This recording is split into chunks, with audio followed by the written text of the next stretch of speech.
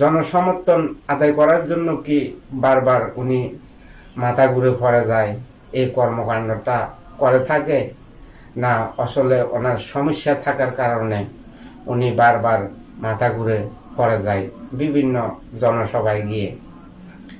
মানুষের কৌতূহল এখানে, কেন উনি বারবার জনসভায় গিয়ে মাথা ঘুরে পড়ে যায়, আবার কিছুক্ষণ পরে উনি আবার বক্তব্য দেয় বসে বসে।